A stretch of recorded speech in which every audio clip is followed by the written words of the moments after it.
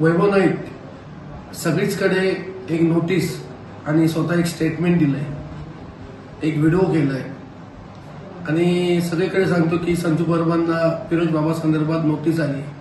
मला आतापर्यंत तर रात्रीचे 9 वाजले कोणत्याही प्रकारची नोटीस मिळालेली नाही.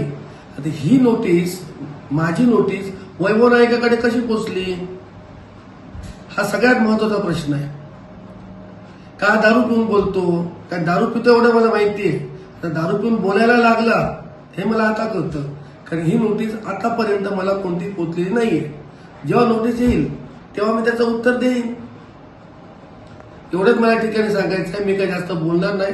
मला नोटीस आली नाहीये, त्याच्यामुळे काय बोलू इच्छित नाही. आणि त्याने जो कोणती जी नोटीस देतोय ती काय त्याने स्वतः तयार केली ते मला पहिलं बघितलं पाहिजे. त्याच्यामुळे जोपर्यंत नोटीस येत नाही तोपर्यंत मी त्याच्यावर अधिक काय बोलू इच्छित नाही. फिरोज बाबा आणि जे काही कोण लोक असतील, आम्ही मतदानासाठी फिरत असतो. काही लोक ग्रुपमध्ये येऊन आम्हाला बुके देतात, त्याच्यावर आम्ही काय बोलणार. कोणाला आम्ही बुके नाकारू शकत नाही. कोणी फुलं दिली तर आम्ही घेत होती. याचा अर्थ त्याच्या कारणामध्ये आमचा काय संबंध नसतो. बुके वगैरे त्याने दिलाय मला, आम्ही मान्य करतो. तो सुद्धा 50 लोकांना दिलेला बुके आहे. काय करणी करतोच करताना आमचे फोटो नाहीत, बुके देतानाच फोटो आहेत. कोणत्या पर्यंत काय संबंध नाहीये.